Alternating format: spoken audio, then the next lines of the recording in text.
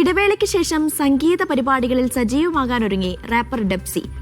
2.5 മിനിറ്റുള്ള snippet വെച്ച് judge ചെയ്യാൻ കഴിയില്ലെന്നായിരുന്നു സൗദിയിലെ സംഗീത പരിപാടിയെക്കുറിച്ചുള്ള ട്രോളുകളോട് ഡെബ്സിയുടെ മറുപടി.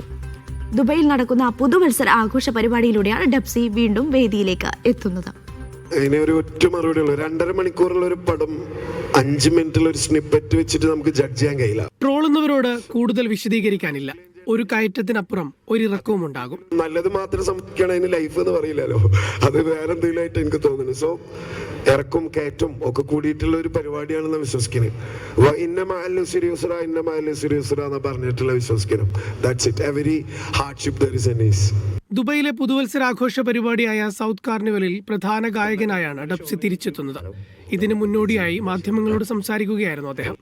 ബുധനാഴ്ച വൈകിട്ട് സിലിക്കൺ ഒയാസിലെ റാഡിസൺ റെഡിൽ നടക്കുന്ന പരിപാടിയിൽ ജാസി ഗിഫ്റ്റ്, ബേബി ജീൻ, തിരുമാലി തുടങ്ങിയവരും എത്തുന്നുണ്ട്. Media 1 Dubai.